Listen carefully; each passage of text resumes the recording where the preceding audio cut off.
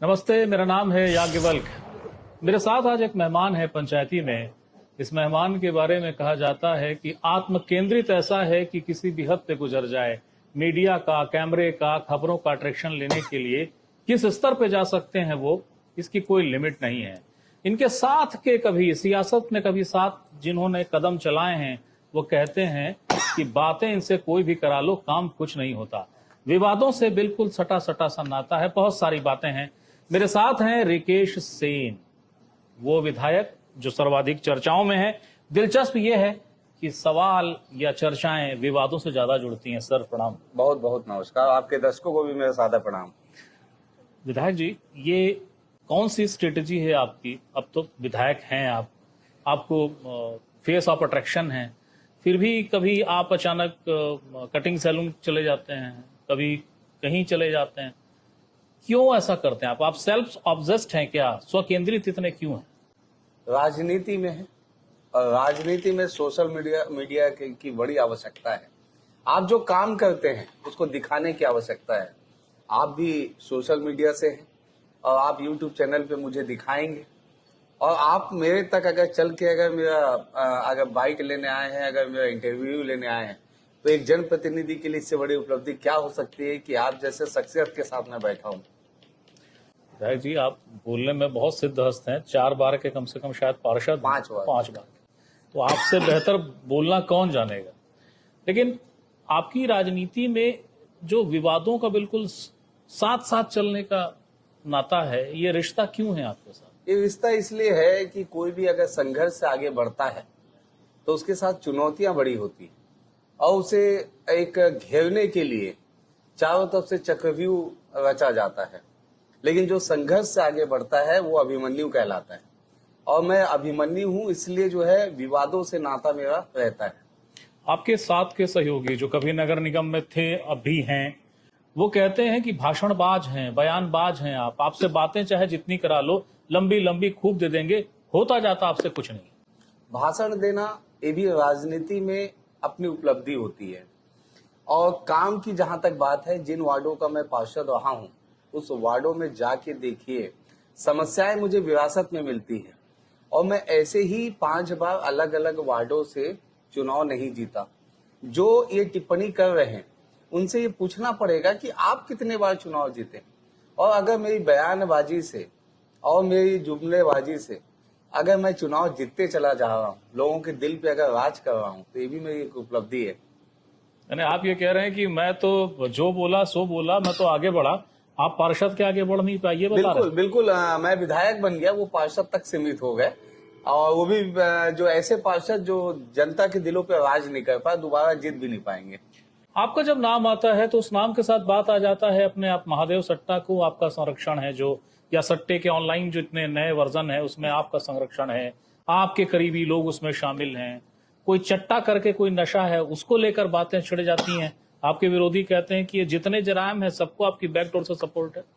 देखिए, जब मैं निर्वाचित हुआ विधानसभा में, उसके बाद में पहली बार हमारा सत्र चालू हुआ विधानसभा का, और वहां पे मैं पहुंचा। वहां पे मैंने महादेव सट्टा को लेके भूपेश बघेल जी पे सदन में मैंने आरोप लगाए।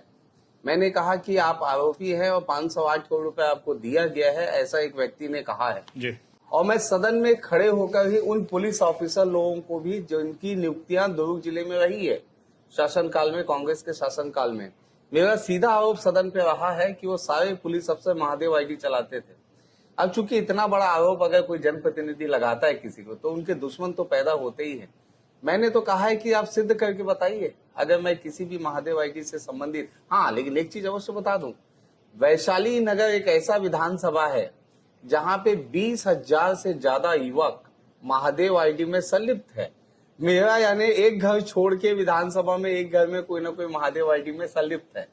तो ऐसी परिस्थिति में ये आकलन कर पाना कि कौन महादेव, कई लोग हमारे साथ फोटो खिंचा लेते हैं, हमें पता भी नहीं चलता। अब भूपेश बघेल ही महादेव सट्टा के आरोपी वो सदन में दिखते हैं, तो उनके साथ अगर फोटो आ जाएगा और कोई कहेगा कि उसके साथ आरोपी है, तो आरोपी के साथ आपने फोटो खिंचाया है, तो ये बड़ा कंफ्यूजन वाली बात है। क्योंकि भिलाई को महादेव का गढ़ बनाने में भूपेश बघेल जी की बड़ी भूमिका है। आप विधायक हैं वैशाली नगर के, आपने गंभीर बात कही कि 20,000 के आसपास लोग वैशाली नगर के चाहे अनचाहे जुड़े हैं। बहुत संक्षेप में क्या आप बताना चाहेंगे कि निदान क्या है, रास्ता क्या है? सरकारें कार्रवाई कर रही है, आपकी अपनी पार्टी की सरकार कार्रवाई कर रही है, अब सीबीआई को मामला जा रहा है, पर गति भी तो बढ़ रही है इसमें पार्टिसिपेट होने वाले को। रोक कैसे लगेगी, ब्रेक कैसे होगा? नहीं, इसमें जो युवा हैं, आप देखेंगे कि जो मेरे विधानसभा क्षेत्र के युवा हैं वो अच्छे घर से संपन्न लोग भी हैं और कमजोर लोग भी हैं, और 20 से 30 हजार रुपए इसमें जो पुलिस ने जानकारी दी उसके हिसाब से 20 से 30 हजार रुपए उनको पेमेंट मिलता है। अब इसको रोकने का जो विषय है, जब तक मुख्य आरोपी पकड़ाएंगे नहीं, ये नेटवर्किंग खत्म नहीं होगा। और इसमें सबसे मुख्य बात ये रुक जाता, क्योंकि पिछले 5 साल में ही कांग्रेस के शासनकाल में ये पनपा है। तो अगर कांग्रेस चाहती तो इस पे रोक लगा सकती थी, लेकिन खुद मुख्यमंत्री जी अगर महादेव आईडी से अगर फंड लेंगे, खुद उनके साथी लोग अगर जुड़े रहेंगे, तो इसको रोक पाना बड़ा मुश्किल था। अब जो है सीबीआई ने अपना कदम उठाया है। हमारे गृह मंत्री देश के अमित शाह जी बहुत गंभीरता इस पे लगे हुए हैं। विजय शर्मा जी प्रतिदिन मॉनिटरिंग भी कर रहे हैं। मुझे ऐसा लगता है कि कोई बड़ी कार्रवाई के बाद इसको रोक पाना में सफल होगा, और इसके लिए भारत सरकार कदम उठा रही है। नशे को लेकर बातें आती हैं तो रिकेश सेन का नाम चले आता है कि जो नशे के सौदागर हैं, फिर वो पुराने वाले हों या नए चट्टा जैसे नशे, आपका बैक सपोर्ट है। ये भी सियासती आरोप है, सब कुछ बात है, कुछ कहना चाहेंगे? मेरे विधानसभा में जब नया मैं विधायक बना तो एक मर्डर हुआ। मैंने तत्काल उनके सबके घर पे मैंने बुलडोजर चलाने वाला प्रदेश में इकलौता वैशाली नगर विधानसभा रहा। प्रतिदिन अलग अलग थाना प्रभारियों के साथ सप्ताह में एक बार खुद पेट्रोलिंग करता हूँ, और कोई विधायक आपको भारत देश में नहीं मिलेगा जो पुलिस प्रशासन के साथ पेट्रोलिंग करता है। 11 बजे मेरे विधानसभा क्षेत्र में सभी ढाबे बंद हो जाते हैं। मेरे विधानसभा क्षेत्र में ओए सेंटर मैंने बंद करा दिए हैं। मेरे विधानसभा क्षेत्र में आपको खुले में मांस मटन मछली बिकता हुआ नहीं दिखेगा। मेरे विधानसभा में नशे के सारे लोगों को अपराध सबको जेल में बंद कर दिया गया है। एक भी सट्टा, एक भी जुआ और एक भी अवैध कबाड़ी का धंधा मेरे विधानसभा में नहीं दिखेगा। दिख गया अगर कहीं आपको सबूत मिलता है आपके चैनल को, आप बताइएगा, मैं विधानसभा से इस्तीफा दे दूंगा।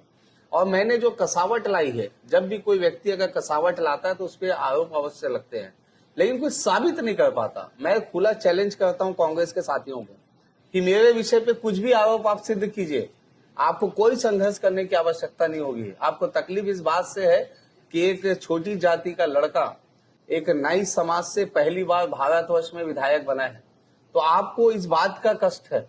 और मेरा दावा है कि आप अगर लाएंगे, अगर कोई सबूत मेरे खिलाफ अगर ले आएंगे, तो आपको कोई प्रदर्शन करने की आवश्यकता नहीं पड़ेगी, मैं तत्काल इस्तीफा दे दूंगा। लेकिन विधायक जी जो आपके खिलाफ समाचार लगा दें या आपको लेके थोड़ा विरोध में अपना मंतव्य जता दें, ऐसे पत्रकारों को आप निशाने पे ले लेते हैं, आप उन पे आरोपों की तोप चालू कर देते हैं, एक के बाद एक, और कह रहे हैं कि सबूत ले आओ। ऐसे पत्रकारों को छोड़ा भी नहीं जाएगा। उन पत्रकारों को जो बिना आधार के खबर बनाएंगे ब्लैकमेलिंग करने के लिए। पहले क्या होता था, पत्रकारिता का एक स्तर था। आज के समय में कपड़ा प्रेस करने वाला भी प्रेस लिखा के घूम रहा है, और वो आके मार्केटिंग वाला जो न्यूज एजेंसी के जो मार्केटिंग है वो भी पत्रकार बन गए हैं। यूट्यूब चैनल घर में बैठे खोल रहे हैं और उसके बाद वो भी पत्रकार बन जा रहे हैं, और इस बात को लेके कि वो ब्लैकमेल करेंगे। बिना मेरा पक्ष जाने आप खबर छाप नहीं सकते, जो नियम है। यही पत्रकारिता कहता है कि दोनों पक्ष का जो है बयान होना चाहिए। तीसरा, अगर कोई आरोप लगता है, आपने किसी को कह दिया कि रिकेश के विधायक प्रतिनिधि है, जैसे मैं अधिकतर भाषणों पे कहता हूं कि पूरे विधानसभा के 2,42,000 लोग मेरे विधायक है, मेरे विधायक प्रतिनिधि है, और कोई बोर्ड टांग दिया मैं विधायक प्रतिनिधि हूं, उसका ना मैंने नियुक्ति पत्र दिया है और ना ही मैंने उसे आई कार्ड दिया है। आप लिख दिए कि फलाना विधायक प्रतिनिधि ने फलाना कांड कर दिया, तो आपको प्रमाणित करना पड़ेगा। मैंने एक बहुत प्रसिद्ध चैनल है छत्तीसगढ़ का, उसे मैंने नोटिस दिया, मैंने बताया कि भैया उस विधायक प्रतिनिधि, मेरा विधायक प्रतिनिधि, आप उसको स्पष्ट कीजिए।